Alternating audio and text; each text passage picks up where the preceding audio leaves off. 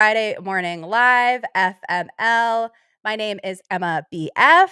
I am the CEO and founder of Rise Up Leadership, where it is our mission to support and empower women in tech to step into leadership and own their power. I am coming to you from snowy Vermont. Yes, y'all, it is literally April and we had a snowstorm yesterday. Couple that with the full solar eclipse that is coming here on Monday. We are in the path of totality. So there's a lot of hilarious energy going on in Vermont right now. But I am so excited to welcome you all to today's episode on FML. This is the Real Talk Career Talk weekly live stream that I am hosting for 8 weeks to bring you all real stories from real people so that we can cut through the clutter of BS career talk and really get focused on how can you make the most of your career by making sure that it's aligned with your values, make sure it is paying you what you're worth, and be able to set you up for multiple revenue streams. So I'm super excited. The way the format is going to work today is I am going to share with you all some experiences in my life and my clients' lives for the first 10 minutes. And then I have a special guest. Yes, I have a special guest, an incredible woman who I've had the pleasure of working with for multiple years in coaching. And she is off screen, hanging out, listening. We'll bring her on in about 10 minutes. I'm so excited to introduce you to her. But for right now, I am just going to make sure we are live. Yes, we are. We've got people. So you can see below. We want to engage y'all in the chat. So go ahead and put into the chat where you are joining us from and one word to describe how you're feeling today. Don't sugarcoat it, y'all. If you got to the ends of the week and you are like on the floor, about to be like peeled up off the floor, let us know. Or if you're feeling great, let us know in the chat so that we can be in community here. I'm going to invite everybody to just take a deep breath. It's been a crazy week for a lot of people, the first week of April. And I want to share with you 2 lessons that are really prevalent both for me in my life right now and in the clients who I serve. So I traveled this last week to a cousin's wedding out on the West Coast. And what was supposed to be a 7-hour travel day turned into a 12-hour day. Y'all, who has been there where it's just like, I've got a plan. I've got a plan. I know what gate I'm getting off. I know which gate I'm going to. And oops, 5-hour delay. Oops, 2-hour delay. Oops, another 2-hour delay. I don't know if anybody has felt this even just in your life where you're like, I have a career plan. I'm going to go to this job and then I'm going to go to this job and then I'm going to go to this job. And you get into one of the roles and you're just like, you know what? This is actually not okay. This is not what I want. But I have to just sit here in the discomfort.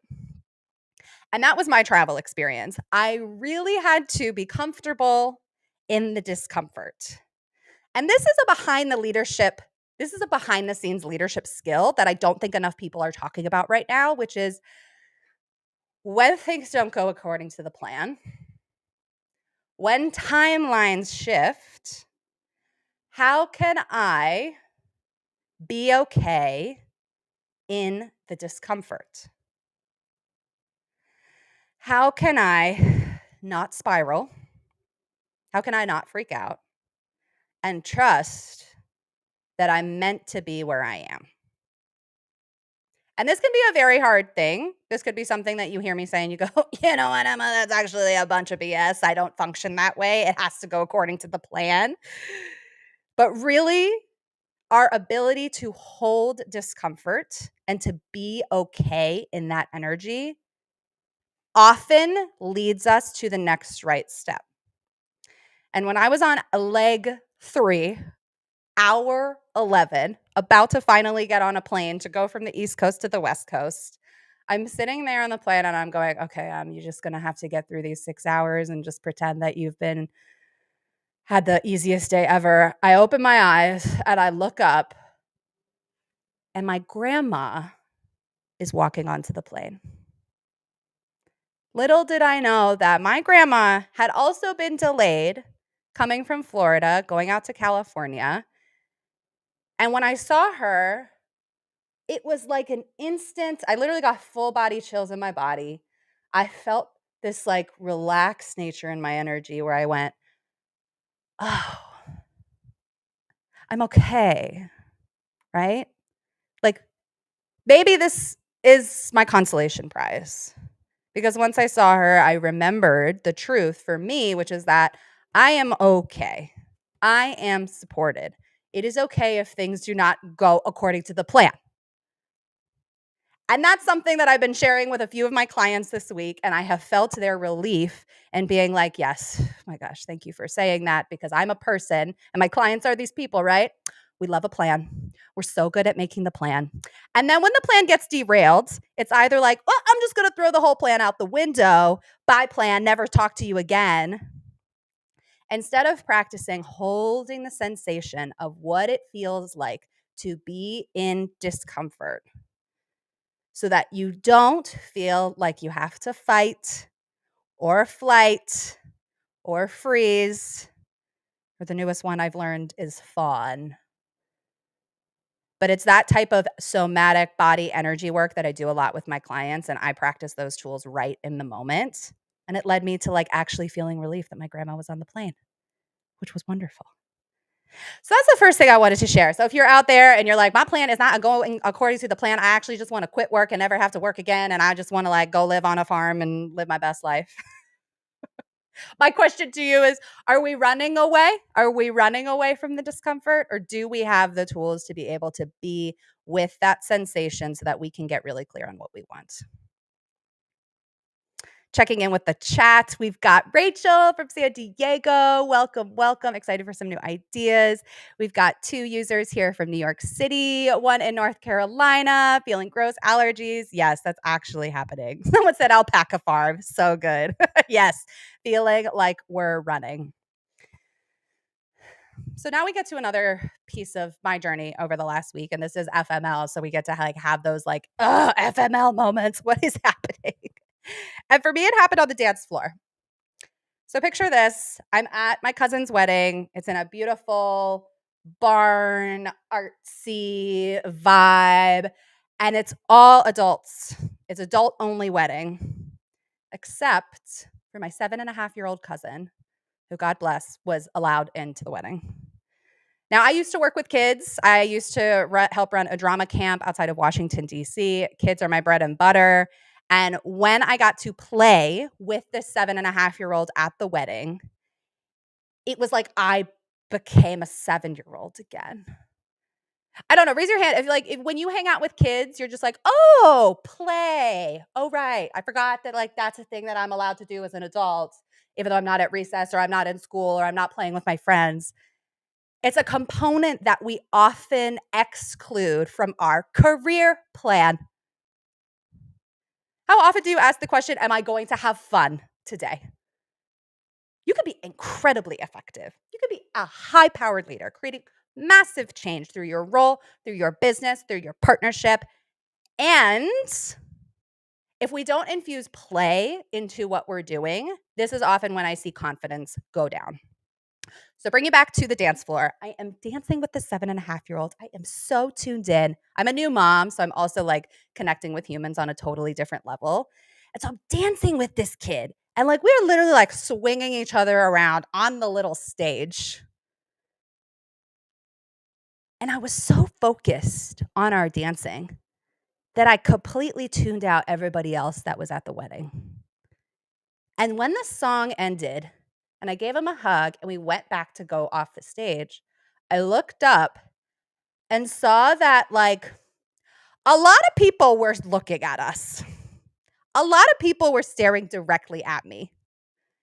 And I kind of had this moment where I was like, ooh, I did something really embarrassing because everybody's staring at me. And it must mean that like I shouldn't have danced with this kid. I should have just like got off stage, hung out with my people. And I realized this discomfort that I had with being seen fully. I literally danced like no one was watching. And then the lights came on and I realized everyone was watching. And I was like, I want to go hide. And yet, there was this level of confidence that had been activated within me that truly I had never experienced in a large group like that. 115 people plus. And usually I'm comfortable with being seen, but it's because I'm intentional about being seen. But when you get caught being seen in your full authenticity, in your full joy, in your full play, it can feel incredibly vulnerable. It can feel kind of scary. You can have what Brene Brown talks about as the vulnerability hangover, where the next day you literally play that moment back and forth in your mind and you're like, "Oh my god, was I too much? Oh my gosh, was I too playful? Oh my gosh, should I have not done that?" All of those are part of the normal human experience. And if you're a person right now who's saying, I want to feel more confident in my role. I want to feel more confident and connected to who I truly am because, baby, you've been faking it till you make it for too dang long. And you are like, I want to be myself. Oh my gosh. Then I'm here to let you know that the truth is like you will feel uncomfortable. And you most likely will experience a vulnerability hangover because when you start to activate new levels of confidence, people will react because they are not used to seeing you in that level of confidence. You yourself are not used to seeing and feeling that level of confidence, which is why it is so critical to dance like no one's watching. And number 2, be okay with all eyes on you. And in my experience, being okay with having all eyes on you is a practice. And more often than not, it requires support. So if this is something that you're struggling with, I invite you to connect with a coach, connect with somebody in your support system, maybe a colleague or boss you trust, and let them know, hey, I'm wanting to activate new levels of confidence and authenticity within myself. And I know that it's going to be uncomfortable, but I would love your support as I go through it. So if you can be somebody who I call and ask questions to, or call and vent, or somebody who can cheer me on and pep me up when I step into that big, scary, audacious version of myself, it will help create a softer landing for you. And it will give you that confidence to take more risks, to go outside your comfort zone, and ultimately go for the career and the life that you truly want. So 2 lessons from my FML journey this week. Go ahead and put into the chat what is resonating with you as I prepare to bring on our guest for today. I'm checking in with the chat. Oh, great. It's Shada in New York City. We've got Amber in North Carolina saying other people's kids are the best. That's great, Amber. So let me know in the chat what is resonating with you. If this is your first time joining, know that it's always a little nervous when you put into the chat, but it really does help create a sense of community. So I'm so excited to bring on today's guest. I'm loving bringing on guests. It's so fun for y'all and for me. So this woman, we'll save her name for last. It really feels like a Knight's Tale hype up moment. I'm like introducing the knight who's walking in on her horse, right? And this incredible woman is a former educator. She transitioned into the ed tech space and has served in the ed tech space both as a director of operations and as a key driver of revenue growth for her last company. She sits at the intersection of client partnerships and collaborating with internal stakeholders, making sure that they connect and feel aligned with what they're doing. So she oversees partnerships. She's passionate about developing happy teams, and she's committed to making sure that everyone gets to show up as they are. Cynthia Minakawa is one of my clients who I've had the pleasure of working with for the last 2.5 years, almost 3 years. Holy moly. She's joining us from DC and she is here to join the conversation. Welcome, Cynthia. Thanks, Emma. Hi. Hi. Hi. I'm so excited to introduce you to the group here. Y'all give Cynthia some love in the chat. Cynthia has joined me on other videos before, but today is the first day where I was like, Cynthia, I want no prep. I just want you to come looking, feeling great, and we're going to just have the conversation. So I'm grateful that you're here. Yeah, y'all give her some love in the chat. That's why we're here, to step outside our comfort zone. So Cynthia, I just for a while, but I'm curious to hear what's resonating from you for you as I shared what's been coming up for me the last week. All of it. All of it. Yeah. The play piece, definitely, because as a former educator, someone that hung out with kids all day, like play is the work of children, right? But like we Mm. we act like it disappears, but it's not the play that disappears. It's like you're actually the feeling, right? And the confidence that you build from it and the experience, like all that remains, and we just like don't talk about it when we're grown-ups.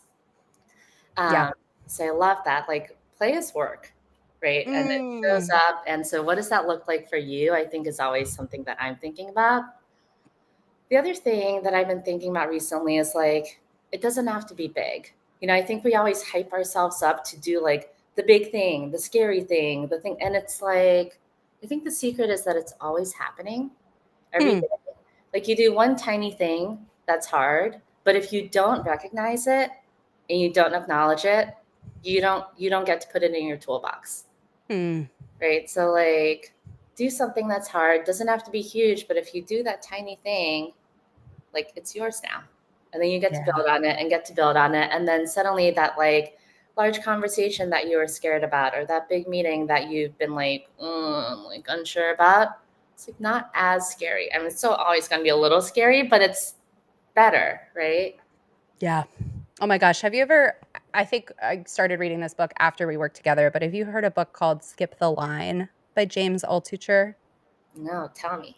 I think you're gonna love it. He talks about like the 1% rule, about how if you commit to getting 1% better on something Mhm. day after Yes. day, in the same way that interest compounds or wealth compounds over time, like that investment in just a 1% increase in capability or knowledge or action, like it really does turn into stuff over time. Yeah. But I don't know, is that something that comes naturally to you? No, I think for me, the practice was actually recognizing those tiny things, right? Like Hmm. I'm really good at figuring out what doesn't feel good. And I'm really good at figuring out where I want to be, which is usually like not here when I'm not feeling good. Correct.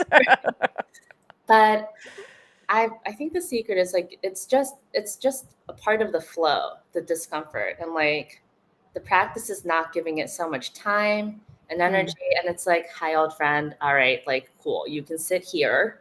I'm still gonna keep doing my thing. And it's next to you, it's with you, and you mm. keep moving. Right. And I think I used to think that if I was uncomfortable or something didn't feel right, like I would try to project manage that. You know? Yes. What would that look like for you when you were trying to project manage whatever it was, fear, doubt, insecurity, lack of clarity? I mean, if I'm being super honest, is about Yeah. like figuring out how to control it so it wasn't going to bother me. Right. I was like, Ooh, I'm going to make sure I know everything about this. I'm going to make sure that I have thought of all the things that could possibly happen, possibly go wrong. I'm going to put all these plans in place that like will eventually like not all pan out. Um, it's a spiral lemma, actually, now that I'm saying it out loud. Project yeah. Trying to project manage discomfort is a form of spiral for me. Um, Yeah.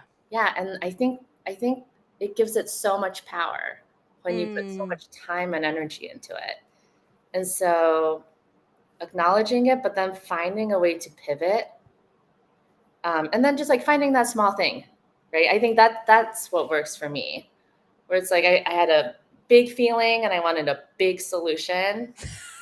And sometimes it's like a big feeling and all right, well I can tackle this little piece for now mhm. and that little piece and Yeah. Well, can we talk about that pivot piece? yes. Because if you feel comfortable sharing in the chat, just put the word pivot. If like you are in a pivot or maybe somebody close to you is in a pivot, so we kind of know who is here in the room. But I know that you yourself are in a pivot moment I where am. it's like, yeah, so can you give people whatever you feel comfortable sharing, like give people a sense of where you were at before, where Mhm. you want to go, and then like real talk, like what is it like in this space between in the pivot space? Yeah, yeah, I'm happy to. So I'm in the club, right? I'm in the club of people that went through layoffs last year. Mhm. Um, Mine was really interesting in that I got laid off in November, and then my work through date was in February. So I like stayed for a long time after knowing that I was going to leave. Yeah. Um, it wasn't easy always, but I think it was just so good for me because I got to like have all the feelings. I got to think about the space that where I had grown so much and met truly incredible people for 5.5 years. Like in a startup world, 5.5 years, like 15, right? Correct. So like I'd been there forever. I'd been on the B2C side, the B2B side, operations, partnerships. I feel like I'd seen it all. Um, and so by the time I left, I think honestly with the two best feelings I could have left with. I left feeling confident in like all the things that I could do. I left feeling super confident in my ability to learn.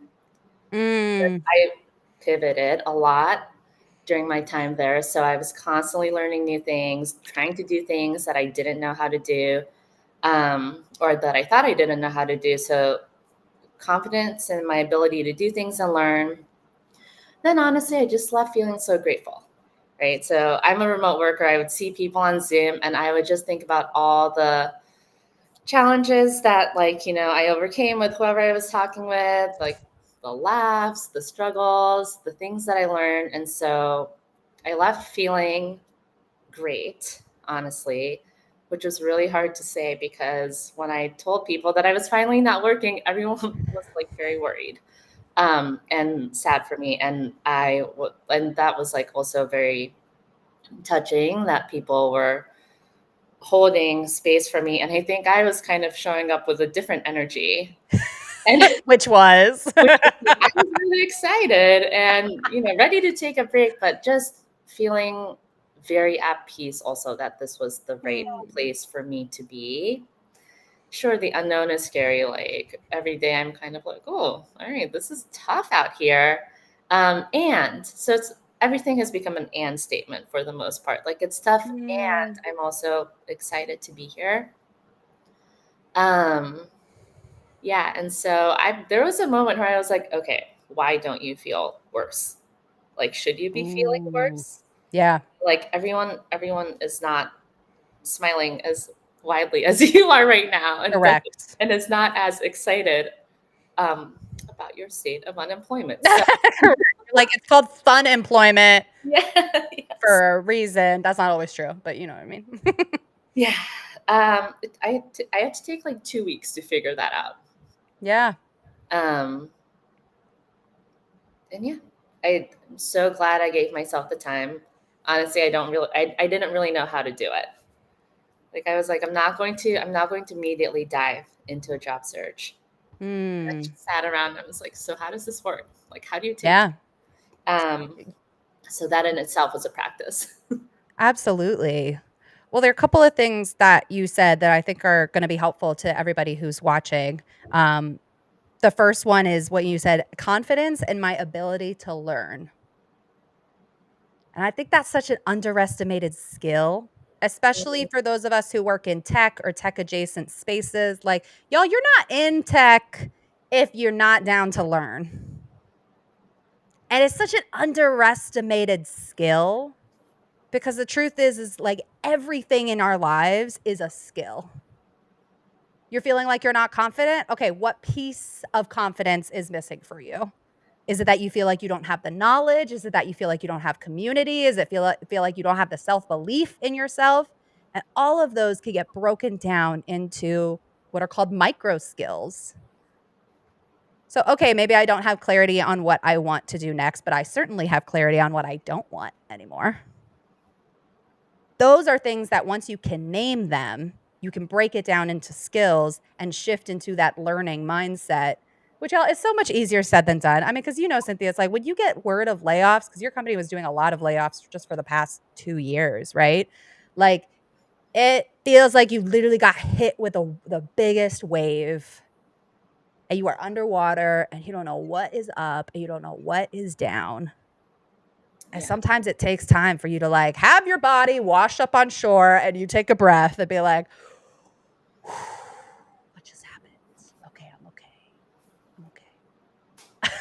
Well, so we have had a lot of layoffs, and saying this out loud sounds a little crazy, but I think this was the fourth or fifth time that I had technically been laid off at this company. I Wow. have just always then been promoted into something else, or like plans change.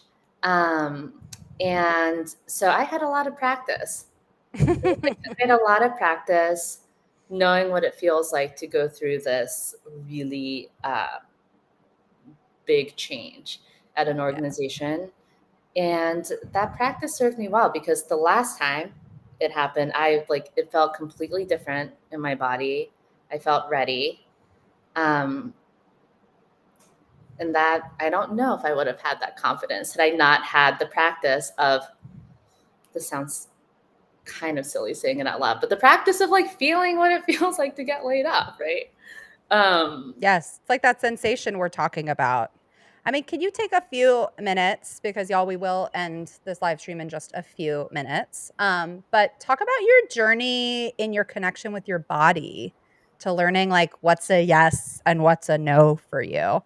And as you share, y'all, I'm going to pop up a QR code on the screen if y'all want to join an event I'm doing live in New York. So I'll just put that up there so you know what that is. But Cynthia, why don't you talk a little bit about that journey for you?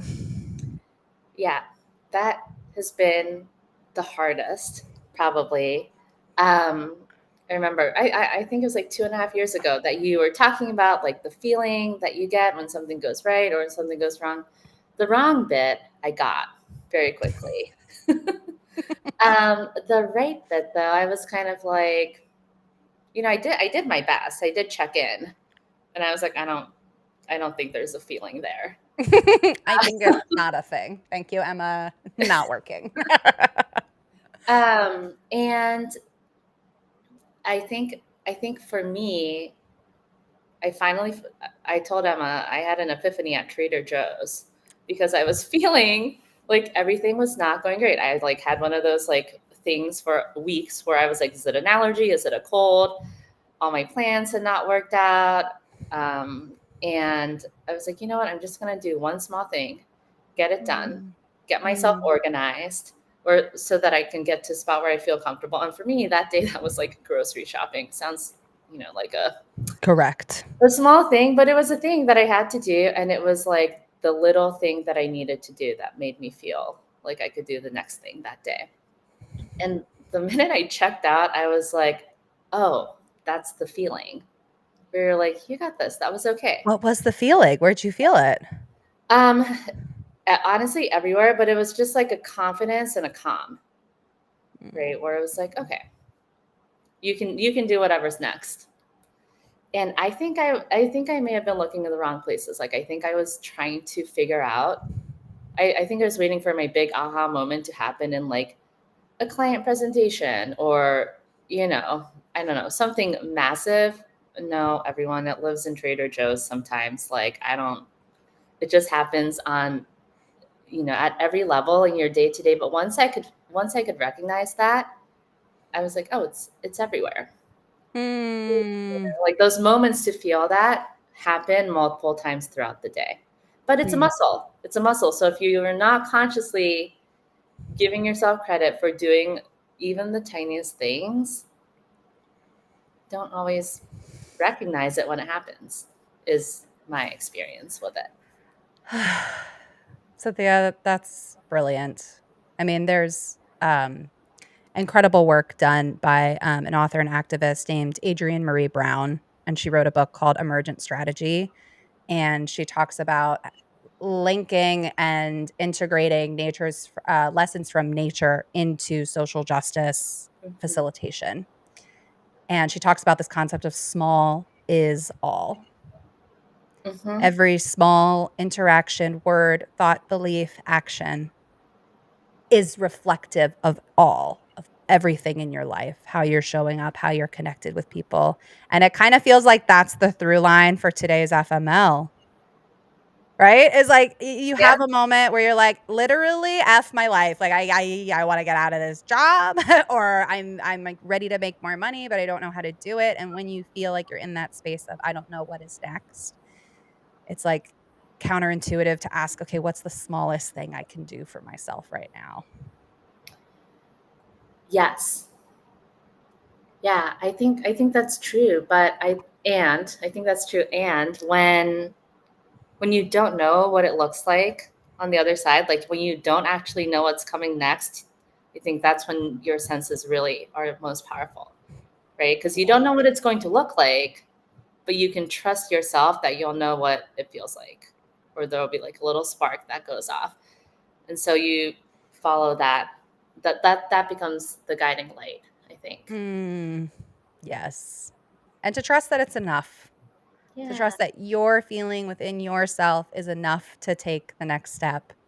Um, Cynthia, I'm so grateful for you to stepping into this experiment, to sharing your truth, to sharing those powerful stories.